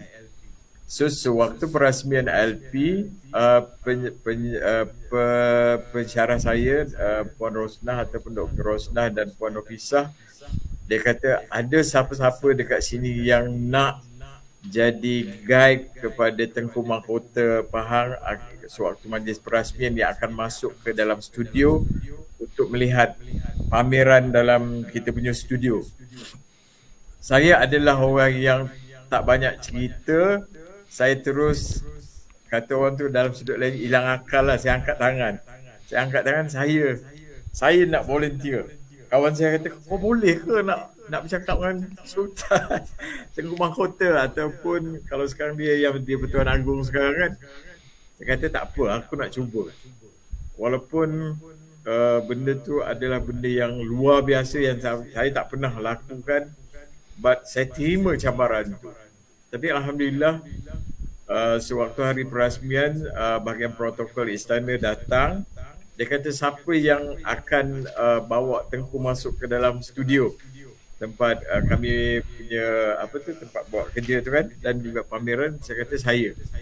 Awak tahu tak cara nak pegang, nak menghadap, nak angkat merapat sembah dan sebagainya. Saya kata macam saya tak tahu, saya tak pernah belajar dan tak pernah tahu benda ni. Okey, tak apa, saya ajar. Dia ajarlah saya cara nak merapat sembah apa semua. Dan cara percakapan mesti menggunakan patik dan sebagainya. So ini adalah satu benda baru yang saya sabar diri saya dan saya dapat ketika itu. Apabila Tengku sampai ataupun waktu itu sepatutnya ayah dia datang, ayah dia tak dapat datang, gantikan Tengku Mahkota. Saya duduk di atas kapet kuning dan melihat Tengku Mahkota sampai. Dan saya berdiri seolah jantung saya dah gugur ke atas lantai. Saya kata semakin dia dekat, semakin jantung saya dan gemuruh saya, Allah saja yang tahu. But bagi saya itu adalah satu challenge yang saya grab dan saya tak boleh lepas peluang tu. So Alhamdulillah, dengan doa yang dibaca, dipanjatkan, supaya nervous tak ada. Dan first apabila dia sampai, dia bagi salam. Dan kita tahu aura Sultan kan. Apabila dia bagi salam tu, saya dah tersesasul, patik saya semua keluar. But, saya pun salam. First dia tanya, adakah anda, dia kata nama siapa? Dia kata orang Pahang ke? Dia tanya saya. Saya kata tak, saya orang Negeri Sembilan. Kita lurus dan jujur kan. Saya kata Negeri Sembilan. So macam mana belajar di sini? Oh Alhamdulillah, okey, saya rasa okey. Keluar saya, patik dia entahlah ke mana-mana. But bagi saya itu adalah benda yang thrills, yang kita harus tempuh. Kalau kita tak tempuh, kita tak tahu kan. Betul tak Tuan Moderator? Ya. So, saya tempuh tu dan Alhamdulillah daripada situ semangat saya bangkit dan naik dan seterusnya dia tidak berhenti dan berterusan. Tak tengok belakang lah, maknanya terus ke hadapan je lah. Tak tengok belakang. Ya. Alhamdulillah. Itu semua berkat, kata orang tu, berkat tunjuk ajar guru saya ataupun cara saya ataupun mengajar saya di ILP, Puan Rosnah dan Puan Nofisah. Mungkin dia ada hari ini. Saya mendengar sekali lagi, saya ucapkan ribuan terima kasih. Dan tak terlupa juga untuk sahabat-sahabat saya yang seramai 11 orang tu. Mungkin ada di talian ni, saya ucapkan ribuan terima kasih atas kebersamaan kita di ILP Kuantan, membina satu corak, membina satu nostalgia, satu happiness, satu pengalaman yang tidak boleh saya lupakan sehingga ke akhir hayat lah. So dalam gambar ni adalah semua classmate saya.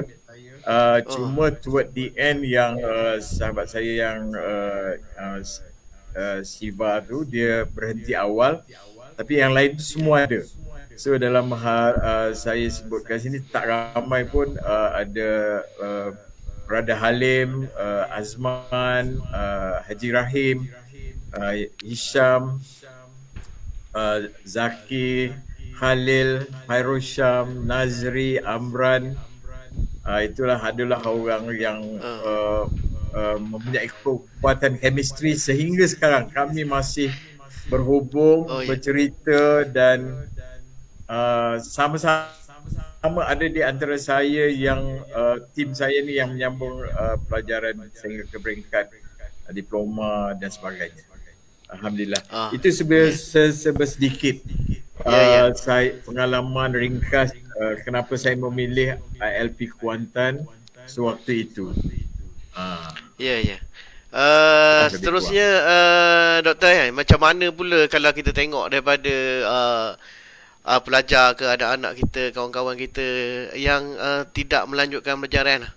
Jadi bagaimana motivasi doktor boleh mendorong doktor boleh melanjutkan pelajaran tu, terus belajar ke peringkat sekarang ni? Macam mana tu doktor? Silakan. Alright.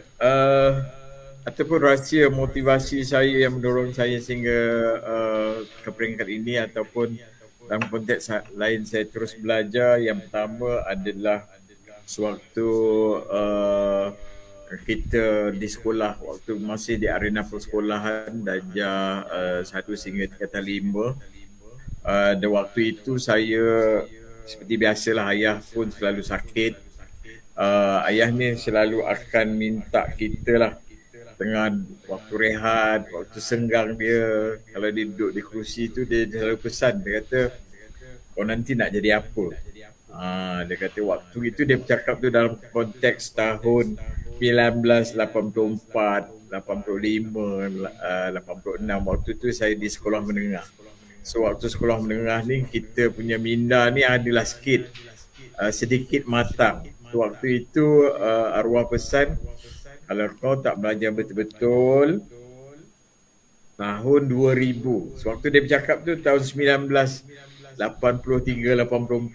Tapi dia punya vision arwah ni melihat dalam konteks yang jauh. Sebagai mak ayah mungkin dia melihat apa kau akan jadi tahun 2000. Dia melihat jauh sangat vision dia. Saya rasa alhamdulillah arwah ayah ni dia berpandangan jauh. Mungkin dia sebagai bekas guru, bekas pesara guru, dia nakkan sesuatu daripada anak dia supaya anak dia berfikir, walaupun waktu itu anak dia belajar pun main-main je. Yelah waktu tu tak matang lagi, nak enjoy, nak seronok. Belajar mungkin kita tidak di tahap yang cemerlang lah seperti orang lain. So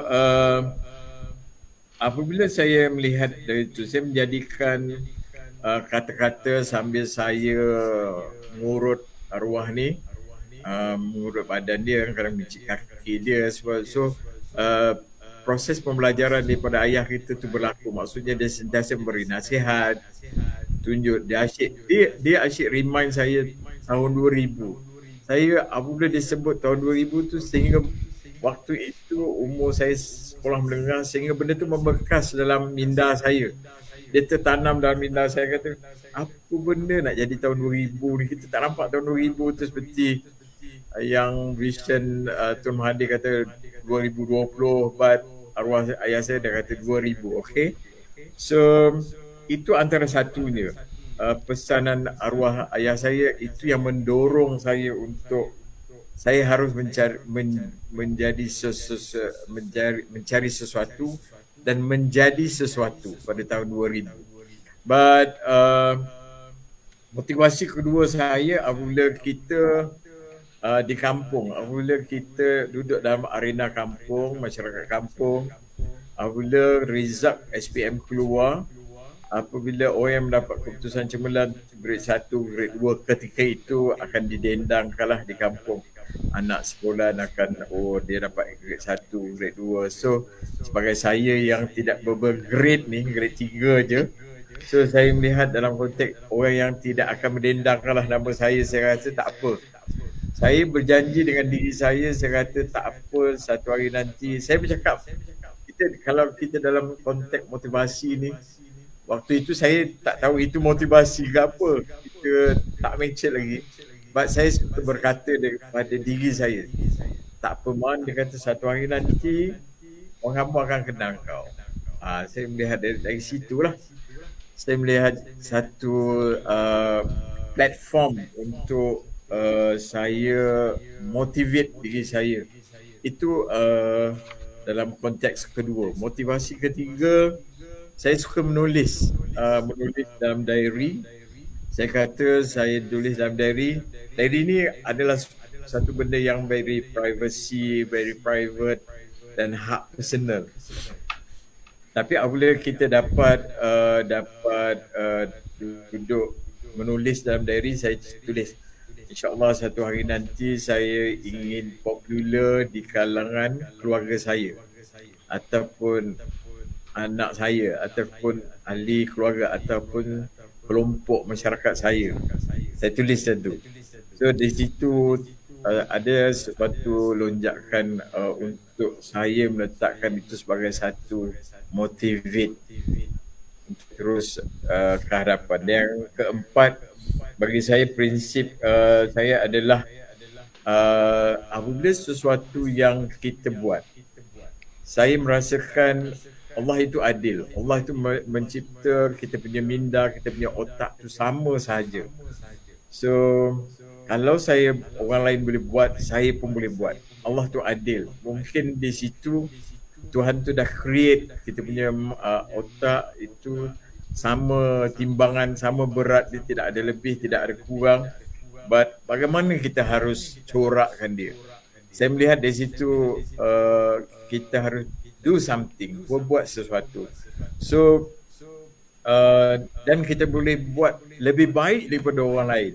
Dekat situ terdapat 4 faktor motivasi yang pertama ayah saya yang dia kata tahun 2000, yang kedua pressure daripada kampung tu tadi, dari segi bila orang kamu bercerita, so nama kita tidak orang kata orang tu tidak dikenali, so kita harus meletakkan itu sebagai satu dorongan untuk satu hari nanti orang kamu akan kenal. Yang ketiga, kita menulis dalam diary supaya itu adalah pesan-pesanan kita kepada diri kita. Dan yang keempat, kita kena cakap pada diri kita kena buat lebih baik. You can do it more than orang lain lah. Macam tu. So I think keempat tu memberikan dorongan untuk saya terus belajar dan belajar. Bagi saya tidak ada benda yang tidak munasabah. Benda tu adalah logik yang kita boleh bawa ke hadapan. Macam tu. Itu lebih kurang secara ringkas. Tuan. Ya, Doktor.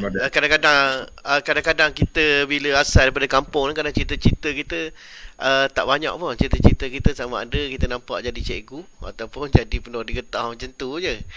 Jadi sekurang-kurangnya bila doktor dah masuk, jadi bila kita bagi satu cabaran kat diri kita, baru kita boleh keluar daripada kepompong tu lah yang kita panggil kepompong di kampung tu. Jadi seterusnya doktor, semasa doktor menjalani proses pembelajaran tu, mungkin ada rintangan dia lah. Mungkin ada rintangan sebagaimana sampai separuh jalan masuk diploma ke agak-agak dah nak berhenti pula lah, ada masalah lain lah. Sampai masuk degree pun mungkin ada masalah, semua peringkat lah. Mungkin masalah-masalah luar tu datang. Jadi bagaimana pula doktor boleh mengharungi cabaran dan juga rintangan untuk doktor teruskan juga cita-cita doktor untuk sampai ke tahap sekarang tu, doktor? Silakan. Okey, terima kasih Tuan Moderator. So, cabaran dan rintangan tu yang saya nak kupas lah secara ringkas pada pagi ni. So, pertama apabila cabaran di ILP tu, starting dia tu adalah kita daripada tak berani nak cakap, kita akan masuk ke kelompok yang kita nak kena bercakap. Benda yang di sekolah kita pendiam, seperti yang mana awal tadi saya cerita, kalau boleh cikgu tanya kita, siapa nak jawab, kalau boleh kita nak masuk kepala kita dalam meja supaya cikgu tak nampak dan kita terlepaslah daripada kena bercakap. But apabila sewaktu di ILP, saya rasa benda tu saya harus saya jelaskan sebentar tadi. Saya groom diri saya untuk bercakap dan saya mengambil approach untuk bertemu Tengku sebagai nak guide dia masuk dalam itu sebagai satu cabaran. But di dalam kita membuat menjalankan kita di ILP Kuantan, ada juga cabaran yang kita rasa macam selalu struggle mungkin waktu itu dari dalam konteks keluarga lah. Especially kita berjauhan, kita akan mengalami homesick sebab kita tak pernah keluar kan, tiba-tiba kita terpaksa berjauhan dengan family. Kita akan terasa homesick, kita terasa nak balik, rindu mak, rindu keluarga, rindu adik-beradik, rindu kampung halaman, rindu nak mandi sungai. But alhamdulillah saya rasa saya harus kuat. But yang paling hebat dan waktu itu adalah circle kawan-kawan saya, sahabat-sahabat saya yang ni menjadikan saya kuat. Dan apabila kita kadang-kadang kita bercerita dengan kawan-kawan classmate kita, rasa macam stres lah macam ni sebab kita tak pernah kan nak ambil lukisan seni banner, benda yang kita tak pernah tahu waktu sekolah tu. Waktu kita nak apply pun kita tak ada ikon depan kita yang apa benda ni lukisan seni banner. Saya tak tahu waktu itu, sebagai budak kampung kita tak tahu apa. Kita tengok lukisan, okey kita tahu lukisan ni mungkin melukis seni, mungkin benda art. Banner ni mungkin membina. Itu sebab kita sebagai budak kampung kita tak didedahkan benda tu. Tak ada ikon pun dalam kampung tu waktu itu yang duduk dalam kos tersebut. So saya redah je. Redah maksudnya dalam konteks kita yakin dan percaya je. So alhamdulillah kita dah belajar tu, kita nampak okey dan benda tu sesuai dengan jiwa saya. So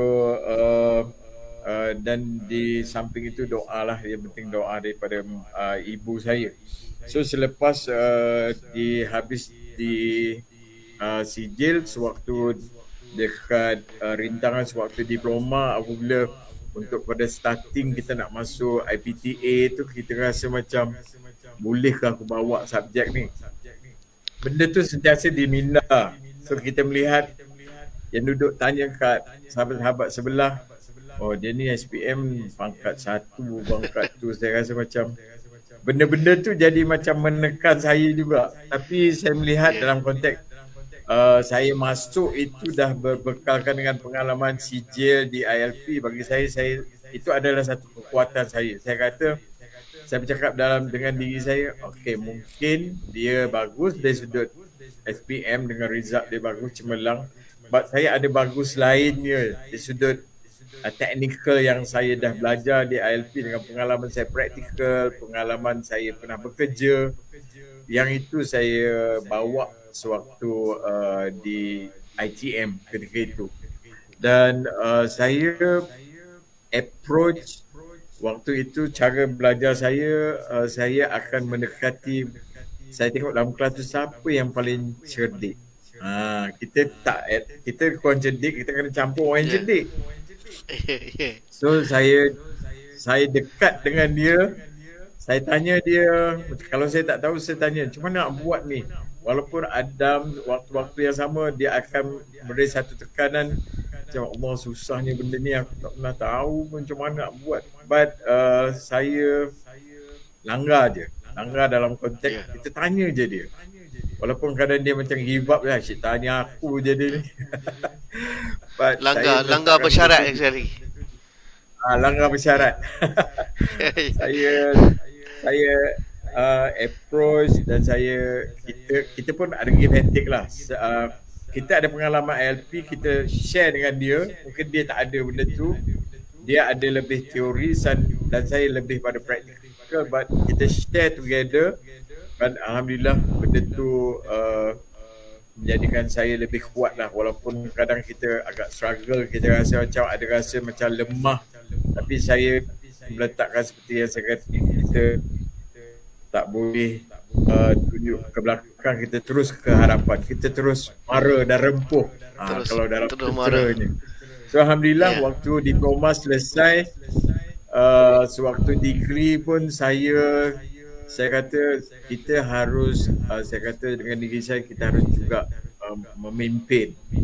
But saya pun mungkin saya terlalu aktif ketika itu, saya dicalonkan untuk Presiden Pelajar untuk saya punya persatuan lah.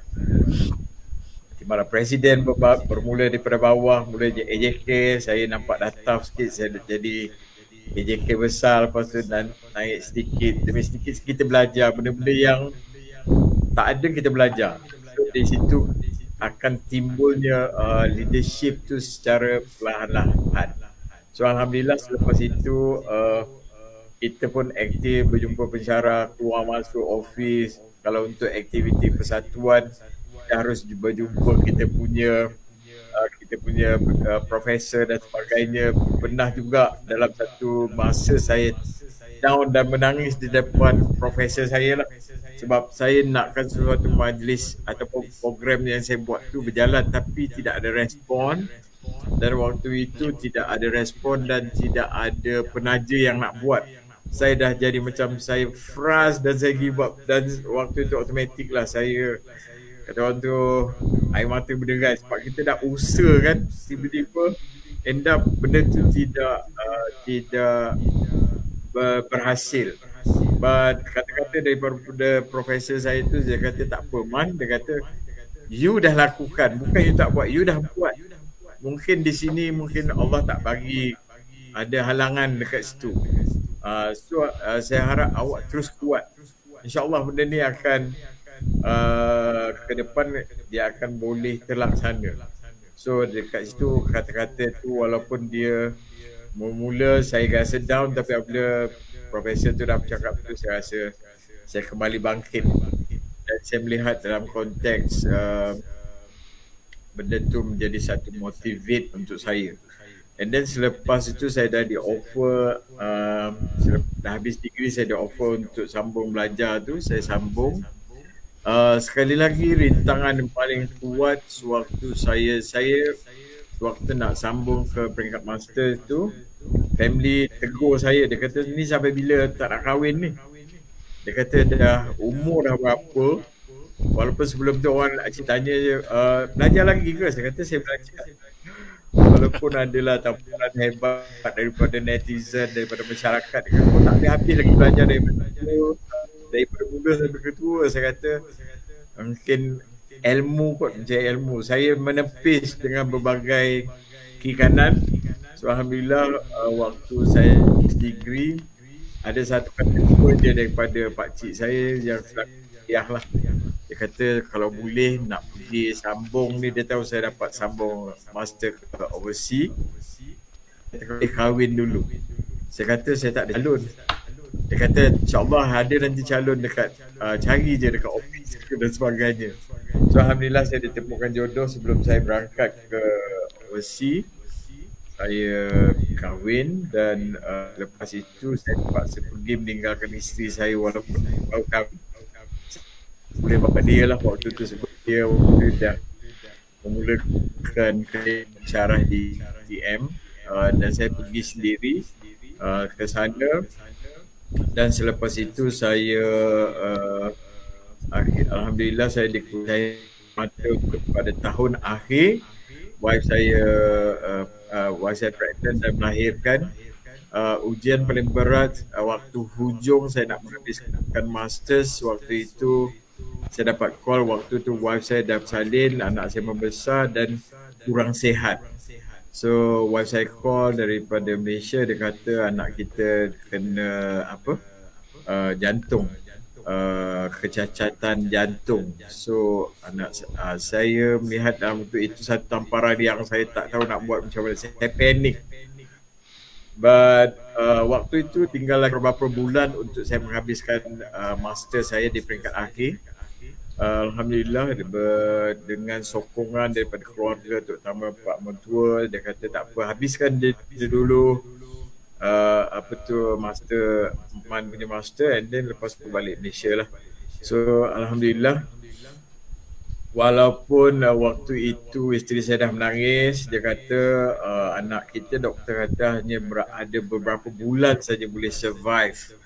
Waktu itu sebagai kita yang duduk dekat overseas, kita rasa sesuatu tamparan paling hebat, dan saya rasa nak quit dan sebagainya. But saya melihat dalam konteks ini adalah satu dugaan yang Allah turunkan untuk saya. Saya kata harus kuat. Saya kata harus kuat dan saya harus habiskan. So alhamdulillah circle saya di sana, sahabat-sahabat saya daripada warga-warga asing, saya bercerita dengan dia, foreigner, kawan-kawan saya daripada luar negara, dia kata you teruskan, dia kata tinggal sikit lagi. My professor pun advice, dia kata sikit lagi 2 bulan you nak habiskan. Bayangkan 2 bulan nak habis, tiba-tiba anak kita dia kata hanya boleh survive beberapa bulan. Lepas tu saya dapat satu kekuatan, mungkin doa mak kot ataupun doa kawan dan sebagainya. Saya cakap dengan isteri saya, kalau anak kita akan diambil esok atau hari ni ataupun sekejap lagi, kita tak mampu nak tahan, itu kuasa Allah. But apapun kita bukan tak nak dengar nasihat doktor. Kita dengar, kita memohon dan merintih pada Allah. InsyaAllah ada jalan keluar. Waktu itu wife saya kuat sikit. Dia kata tak apa. Dia tunggu saya balik lah. Once saya habis Viva master saja, saya terus ambil tiket, terus bawa beg, dah pack dah. Esoknya terus balik ke Malaysia. Alhamdulillah dapat jumpa family, isteri. So lepas tu saya nguruskanlah anak saya tu sehingga alhamdulillah selesai menjalani operasi jantung, open heart operation, keluarkan jantung dan operate macam tu. So, alhamdulillah anak saya minggu lepas ataupun kemarin dah masuk ke universiti. Alhamdulillah, syukur pada Allah. Dan tak habis di situ, saya menjalani journey untuk PhD walaupun 6 tahun. Itu adalah sesuatu yang agak getir dan banyak benda-benda yang sehingga ada perkara yang saya rasa hampir jugalah kita putus asa. Tapi ada satu insiden yang selama saya nak buat PhD, saya jatuh, saya kena slip disc. Doktor kata you kena operate slip disc you supaya you tidak lumpuh seumur hidup. Saya kata doktor please bagi saya ruang dan peluang untuk saya habiskan PhD. Selepas habis PhD saya janji saya operate. Macam tu. Saya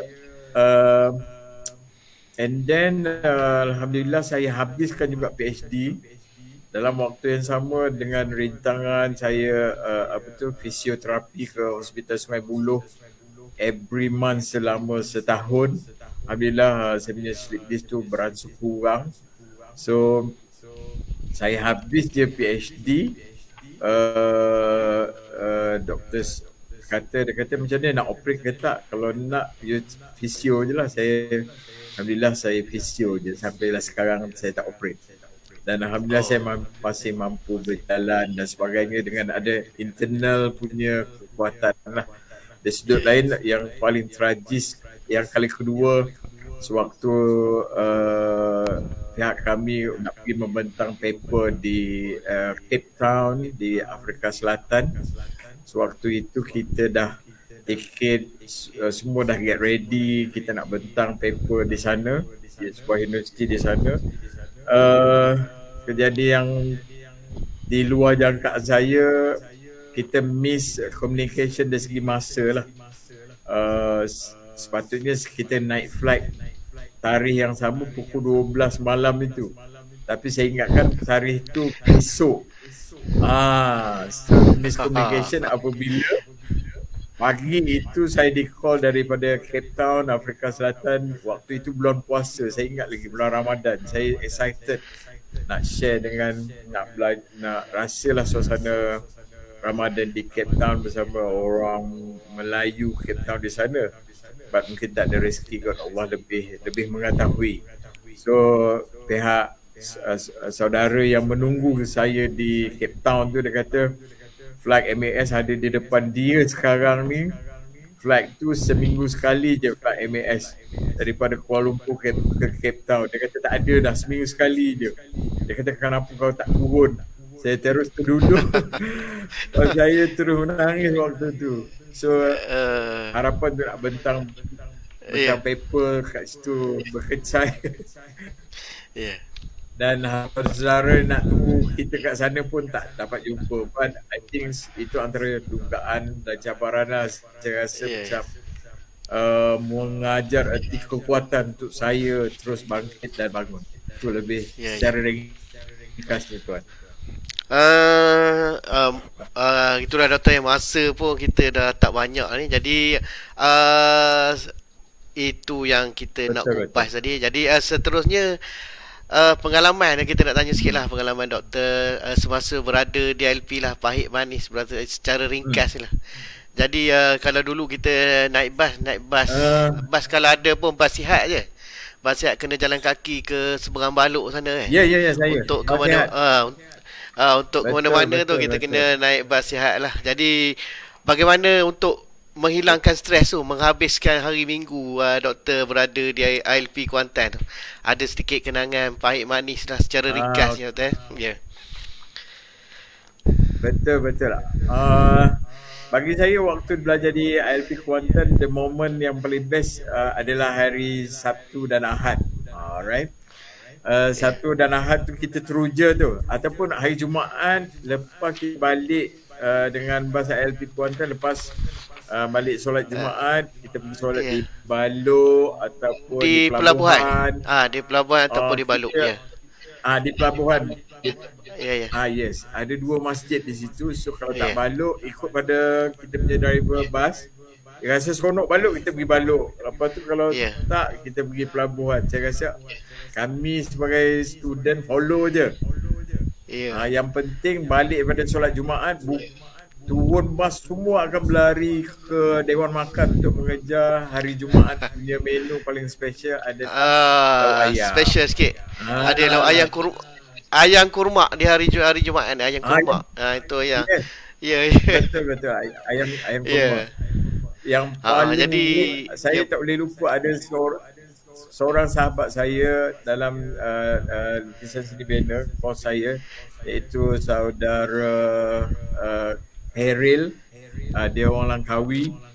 Dia paling win untuk berlari turun bas, akan berlari ke Dewan tu, dia nombor 1. Dia mesti juara. Dia nombor 1. Dia mesti juara. Dia akan win. Dia akan sampai orang pertama. Bas tak berhenti lagi, dia akan duduk kat paling pintu, buka terus lari. Terus lari lari ke Dewan Makan lah. Itulah yang manisnya. Kenangan pahit pula ada tak doktor? Kenangan pahit biasanya tertinggal bas lah. Tertinggal bas once kalau kita daripada ILP nak naik bas balik kampung, contohnya kita punya balik kampung naik bas dekat Kuantan kan, Bandar Kuantan. Kuantan, ya. So Benteng. saya Benteng. nak dekat Benteng tu, dekat tepi apa? Tepi sungai. Depan Seruntum kan, di sebelah sini sikit tu kan. Ya, ya. Benteng tu. Ya, dekat Benteng. So tertinggal bas sebab bas saya dah terlepas, bas sihat dah tak datang dah dekat Gebeng. Saya tertinggal, saya terpaksa berjalan sampai ke simpang pelabuhan dengan bawa beg untuk tubal kerja ke Bandar Kuantan. Ya. Wah, itu paling thrill lah. Saya jumpa lori, saya naik lori, saya tahan apa saja. Alhamdulillah ada orang nak tumpangkan saya sampai ke Kuantan. Itu Gimana momen yang saya rasa paling manis lah. Dan dia kadang-kadang nama je bas sihat, doktor. Kadang-kadang dia tak berapa kurang sihat juga. Kadang-kadang dia ada, kadang-kadang tak ada gitulah. Betul-betul dia tak over sihat. Bagi saya satu lagi yang paling thrill sekali apabila saya berada di kita duduk dalam kos lukisan seni benda. Sometimes kita ada juga stres, kita belajar dekat situ. Ya. Cerating adalah satu platform untuk kita nak lari daripada stres. Maksudnya kita akan berlari, naik bas pergi ke Pantai Cerating atau Teluk untuk kita release stres lah. Itu momen yang paling best sekali waktu itu. Kalau tengok dalam gambar imbas, dalam gambar tu yang diulatkan tu adalah saya lah. Beza. Kurus. Nampak daripada muda tu nampak. Sahabat saya duduk. Allahu Akbar. Itulah dia. Dan paling saya sayang semua best saya ni. So, dalam tu ada seorang sahabat saya Chinese, nama dia Mr. Lu Fo Eng, dekat situ. So beliau ini adalah antara sahabat yang pergi ke mana saja kita punya trip. Maksudnya kalau kita ada kunui kahwin, dia ikut. Tidur dalam surau, dia tidur dalam surau. Itu yang saya kata dia sahabat sejati kami lah. Ya. Itu momen yang paling manis di ILP Kuantan. Dan ada banyak lagi lah sebenarnya. Banyak. Okey, seterusnya doktor, secara ringkasnya pandangan doktor lah peluang yang boleh diambil melalui Institut Kemahiran bagi yang tak berjaya dalam SPM, yang tak dapat keputusan cemerlang, bagaimana dia boleh mengambil peluang daripada ILP dan ataupun institut kemahiran yang lain. Macam mana doktor daripada situasi sekarang ni? Okey, dalam konteks kita bercakap tentang konteks pandemik dan sebagainya sekarang ni, sekiranya kita kategoriskan sebagai kita bukan kita orang yang lemah ataupun malas dan sebagainya. Mungkin kita cicir sikit je dalam konteks sewaktu SPM. But pergi dan carilah for the starting untuk memenuhi kita punya kriteria result kita tu dengan apa yang sesuai. Saya rasa Institut Latihan Perindustrian ataupun Institut Kemahiran yang ada di Malaysia sekarang ni adalah platform yang terbaik. But pernah juga saya melihat dalam konteks sahabat saya, rakan-rakan kerja saya yang anak dia pun yang result cemerlang, dia tidak memilih untuk anak dia masuk ke IPTA. Dia kata saya nak anak saya masuk kemahiran. Dia melihat dalam konteks Prof tu kata kemahiran sekarang adalah lebih baik dalam konteks untuk budak-budak keluar terus mempunyai skill ataupun skill sebagai seorang skill workers. Kemahiran tu boleh di-develop untuk kita terus masuk ke dalam acuan ataupun situasi kerja yang ada sekarang. Dan satu lagi, dalam suasana pandemik sekarang, kita sebagai orang yang mungkin kita tak kata tercicir dalam pelajaran, kita tidak boleh memilih. kita masuk je mana-mana institut kemahiran dengan adanya program TVET, Technical Vocational dan sebagainya yang telah diurus, diselenggara oleh Kementerian Sumber Manusia, IPT, KPT. Itu adalah benda-benda yang terbaik yang saya rasa you tidak boleh lepaskan peluang. Ambil, terus grab, pergi belajar. So sewaktu di dalam itu institut kemahiran yang anda masuk itu adalah universiti sebenarnya. Itu adalah tempat yang kita akan groom diri kita. Kita develop diri kita. Mungkin selepas itu kita punya target akan boleh pergi lebih jauh daripada orang yang masuk universiti. Mungkin kita masuk di situ dengan berbekalkan dengan pengalaman dari sudut teknikal, itu akan membuahkan kita bekerja dengan mempunyai kemahiran di luar. Dalam konteks sekarang apabila kita dah ada kemahiran, walaupun kita dalam konteks akademik kita belajar daripada rumah dan sebagainya, so dengan adanya gadget, dengan adanya media dekat luar, dengan adanya internet, benda tu kita boleh guna pakai untuk memajukan lagi kita punya skill, kemahiran. Di samping kita jangan ada perasaan untuk memilih, sebab waktu sekarang kita bukan masanya untuk kita memilih yang mana kurang, yang mana tidak, yang mana tak bagus. Kita ambil kemahiran itu sebagai satu benda yang ada di depan kita, yang kita harus grab dan terus jadikan itu sebagai satu platform untuk memajukan diri kita. Itu saja. Saya rasa untuk masyarakat kat luar sana. Kita nak tanya juga doktor, selepas pada Dr. A sekarang ambil PhD, telah mendapat jawatan yang agak okey, adakah selepas ni doktor ada cita-cita lain lagi lah, perancangan untuk masa depan lagi? Nak ada perancangan lain untuk menyambung pelajaran dan sebagainya?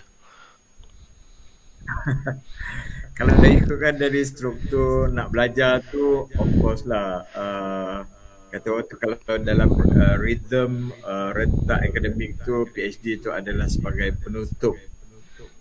Tapi saya ingat pesan guru saya ataupun profesor saya sewaktu saya buat PhD, dia kata selepas ini akan ada satu ilmu yang harus saya belajar, iaitu dia kata ilmu akhirat lah. So dalam konteks lain harus dia kata harus balancekan di antara dunia dan akhirat. Maksudnya belajar ilmu Al-Quran, ilmu agama dan sebagainya. But di situ saya mendapat satu, kata orang tu, impact ataupun suntikan semangat daripada guru saya, profesor saya, untuk saya buat sesuatu, tambahkan lagi ilmu dalam konteks ilmu non-akademik, maksudnya dunia ilmu akademik. But dalam konteks ILP pula, saya melihat saya merancang untuk membuat buku ataupun menyediakan satu buku tentang sharing pengalaman di antara kami bekas ILP, untuk kita kongsikan dengan masyarakat di luar sana. Sesungguhnya kita belajar daripada benda kemahiran ini, dia akan memicu kita kepada benda yang lebih besar sebenarnya. Kalau kita mempunyai satu anjakan paradigma yang bagus, kita melihat konteks minda kita bukan pada satu sudut saja, kita melihat dalam konteks yang lebih luas, kemahiran kita boleh pergi jauh. So benda itu saya rasa saya nak rekodkan dalam bentuk ilmiah, berbentuk ilmiah, dalam bentuk buku, insya-Allah dalam proses untuk saya tulis dan dapat saya kongsikan bersama dengan masyarakat di luar sana. Dan mungkin itu juga adalah sebagai satu perkongsian saya, di mana apabila saya tidak ada lagi di atas muka bumi ini nanti, mungkin Allah ambil saya, so ada tertinggal ilmu yang all public masyarakat luar atau bekas pelajar ALP ataupun pelajar-pelajar ALP atau siapa sahaja dapat membaca dan memberi suntikan dan mengarahkan ke arah yang lebih baik dari pengalaman seorang yang berkemahiran ke arah akademik ataupun ke arah seorang yang lebih profesional. Itu misi dan visi saya, insyaAllah. Dan saya akan meneruskan lagi legasi untuk sharing dan beri pengalaman, sharing pengalaman saya di masa hadapan lah, insyaAllah. Itu antara misi saya ke hadapan, insyaAllah. Itu Doktor. Jadi dari ILP ke PhD, jadi betul lah tajuk kita, ataupun ada komen-komen daripada warganet kata from zero to hero. Saya juga ada kalau dulu kita melukis cat seni bina ni, kita tak panggil dia cat ni sebab dia hanya melukis menggunakan pen dan pensel, ya. Jadi bangunan yang besar-besar mana pun hanya menggunakan pen dan pensel saja. Kalau kita cerita di waktu sekarang ni, budak-budak generasi sekarang seakan tidak percaya benda tu yang boleh berlaku pada zaman kita dulu. Betul. Setuju. Ya. Okey, akhir sekali sebab ya Doktor. Kalau ya. Ya. Teruskan tuan. Akhir sekali, apa harapan Doktor kepada pelajar dan generasi muda masa kini tu? Sama ada yang kita punya, sama ada yang berada di ILP, yang belum masuk, yang sedang memilih untuk belajar di mana-mana, dan juga kepada yang kepada lepasan ILP, dan juga kepada siapa sajalah. Jadi satu harapan nak minta Doktor bagi satu pesanan dan juga harapan untuk semua yang mendengar kita pada pagi inilah.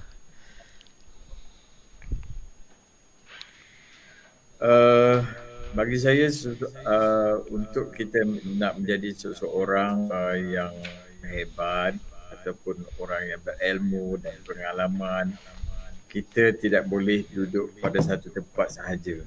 Kita harus terus bergerak maju ke hadapan dan melihat apa sahaja ilmu yang datang di hadapan mata kita sebagai sebuah universiti ilmu yang kita tidak boleh tolak ke tepi. Dan bagi saya tidak ada jalan ringkas untuk kita menjadi seorang yang lebih baik.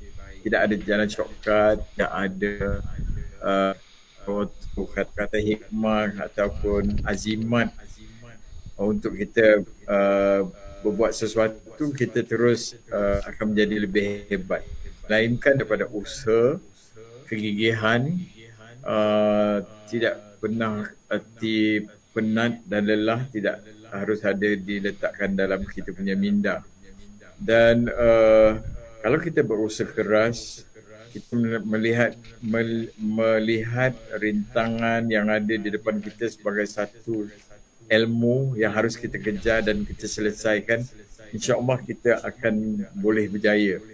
Untuk yang masih mencari tempat yang dah habis SPM dan sebagainya tu, kalau mungkin dari segi kita kurang dari segi result, kita masuklah terus kepada kemahiran. Dan kita sekarang di Malaysia ada banyak institut latihan kemahiran yang ada di pasaran di bawah IPT yang boleh kita enroll dan kita pilih. Kos ada beratus kos yang sesuai ikut pada kita punya kehendak dan kita punya minat. Kita pilih saja dan terus enroll. InsyaAllah dengan usaha yang gigih dan sebagainya, kita hala dan ikut track yang seperti mana yang kita nak, insyaAllah kita akan membuahkan kejayaan. Dengan syarat kita harus gigih dan juga tidak mengenal erti penat dan lelah lah. Alright.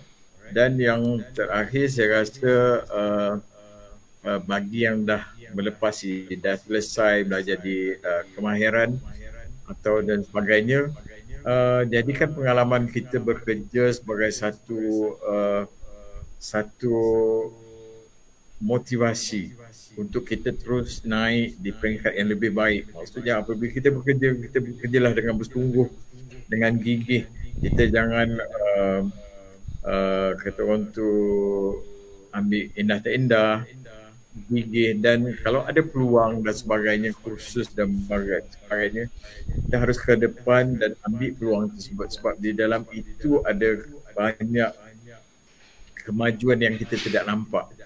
Kita grab peluang tersebut supaya kita boleh pergi jauh lebih baik daripada orang lain dekat situ. So itu antara kalau let's say kalau kita pula daripada kita kemahiran nak ikut track ke arah akademik, kita boleh ikut satu persatu. Sebabnya kalau kita masuk di IPTA pun, sekarang di pihak universiti pun kita melihat bakal-bakal bekas-bekas graduan daripada kemahiran ini ada tempat dia di IPTA, seperti yang saya dah melihat dan lalui dan kita rancang dan bincangkan di peringkat pengajian tinggi untuk mahasiswa lepasan kemahiran ini, dengan syarat dia mesti berbekalkan dengan pengalaman kerja untuk melebihi dalam 3 atau 4 tahun. So ada program-program khusus yang kita letakkan di Institut Pengajian Tinggi lah untuk mereka yang berminat. Bagi saya, maju terus maju, jangan kenal erti mengalah. InsyaAllah kejayaan itu akan menjadi milik anda semua, insyaAllah. Itu saja dari saya. Okey, Doktor, kita hampir nak menutup lah kita punya live hari ni. Jadi kata-kata terakhir, saya nak juga ada kata-kata terakhir daripada Doktor, kesimpulan ke apa untuk kita kongsikan bersama pada hari ni, Doktor. Ya, silakan. Alright. Seperti yang ada di slide saya sekarang, perkataan sesuatu yang bermula dari bawah itu sebenarnya adalah suatu warna yang cukup indah, kerana di dalamnya mengajar kita arti kesungguhan, kecekalan dan untuk mendapat apa yang kita hajati. So berbekalkan daripada ayat itu, sebenarnya sesuatu yang indah itu kita boleh ciptakan dengan bermulanya daripada bawah tanpa kita mengenal arti kehebatan dan sebagainya. Kita buat apa yang terbaik dengan syarat kita kata dan niatkan dalam hati kita, saya boleh lakukan seperti mana orang lain boleh lakukan. Sebab sebenarnya Allah itu adil, otak kita sama saja saiznya, jisim dan beratnya. So kepada kita untuk mencorak dan mewarnakannya. So insya-Allah dengan sesuatu yang kita bermula daripada bawah yang payah dengan liku dan rintangan, itu akan menjadi bekal untuk kita bawa ke hadapan dan terus ke tingkat yang lebih tinggi. Sebab apabila kita duduk terus ke tempat yang lebih tinggi tanpa kita melihat ada bekalan daripada bawah, kita akan pincang di atas. Sebenarnya untuk menjadi seorang pemimpin yang hebat, kita harus daripada bawah belajar dan juga bekerjasama daripada bawah dengan orang yang ada di bawah. Dari situ kita akan mendapat ilmu yang luar biasa untuk kita bawa menjadi seorang pemimpin yang hebat di masa akan datang. Itu saja dari saya. Sekiranya ada kekurangan dan kekhilafan saya, itu adalah daripada saya sebenarnya, dan kalau ada yang hebat itu datangnya daripada Allah Subhanahu Wa Taala. So terima kasih sekali lagi kepada pihak ILP Kuantan, Tuan Pengarah, para technical, timbalan pengarah, Cik Mazuki, Tuan Pengarah Cik Zaid Zahari, dan para pensyarah yang saya sayangi di ILP Kuantan. InsyaAllah kita akan teruskan lagi legasi selepas ini untuk kita kongsi bersama dengan sahabat-sahabat yang lain, supaya ini akan menjadi satu impact ataupun lonjakan untuk bekas-bekas pelajar berkongsi ilmu bersama pelajar-pelajar di ILP dan juga masyarakat keamruan khasnya di luar sana, insya-Allah. Okey, sekali lagi kepada moderator. ya. Sekali lagi ucapan ribuan terima kasih lah daripada pihak ILP Kuantan dan seluruh alumni ILP Kuantan. Jadi kepada interior designer Dr. Haji Osman bin Mohamed Noor kerana sudi meluangkan masa dengan kita pada pagi ini, suatu perkongsian bukan saja yang baru dan juga perkongsian yang hebat lah. Jadi kita begitu teruja dengan pengalaman dan juga pesanan daripada doktor dan juga ILP Kuantan dan semua warga ILP Kuantan dan alumni mengucapkan selamat maju jaya kepada Dr. Osman dan juga tahniah di atas apa yang dikecapi sekarang dan juga semoga menjadi tunjuk ajar kepada kita semua. Dan juga sekali lagi ucapkan ribuan terima kasih kepada Doktor. Semoga kita bertemu lagi lah. Mungkin ada program-program kita pada selepas ini. Kita tidak akan terhenti di sini lah. Selepas ini kita akan ada lagi dan kita pun dah ada discuss dengan pengarah tadi. Dah ada. Ya, dah ada. Mungkin kita dapat memajukan kedua pihak daripada sini, daripada universiti dapat pengalaman berada di ILP. Jadi ILP pun boleh ada pengalaman berada di UiTM Seri Iskandar. InsyaAllah. Dan juga terima kasih sekali lagi kepada doktor, dan juga saya juga mengucapkan ribuan terima kasih kepada penganjur program ni lah daripada pihak SES dan pihak BPSM. Dan sekali lagi saya kalau tak ada apa-apa, saya tutup majlis kita ni untuk pagi ni. Sekali lagi minta maaf jika ada kekurangan daripada pihak saya sebagai moderator pada hari ini. Dan juga kita tak cuma kita masa mencemburi kita kalau kita nak borak sampai petang ni. Banyak lagi cerita-cerita di ILP yang kita belum ceritakan pada ni. Jadi kita mungkin ada lagi selepas ni lah. Tidak ada yang tidak berhenti di sini. Jadi lain kali kita akan hubungi lagi doktor untuk program-program yang seterusnya. Jadi dengan itu saya satu lagi Tuan Moderator. Moderator, saya nak ucap terima kasih. Terima kasih kepada semua warga net di luar sana yang memberi kata-kata ucapan, terima kasih perkongsian. Sekiranya ada apa masalah boleh bertanya, dan terus pada Facebook saya lah, Osman bin Mohamed Noor. Osman boleh Mohamed Noor. Osman Facebook. YouTube tak ada doktor, YouTube. YouTube tak ada tuan. IG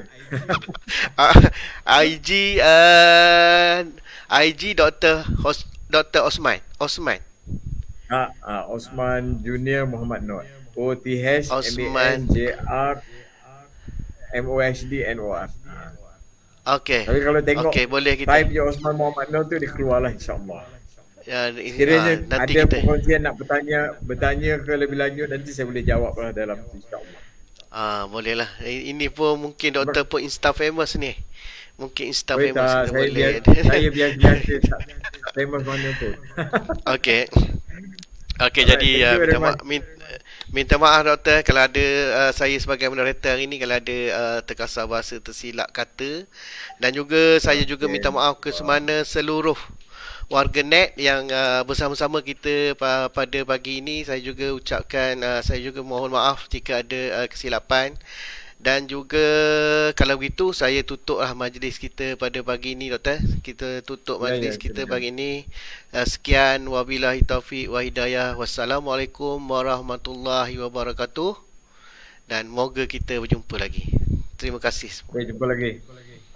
Assalamualaikum. Waalaikumsalam.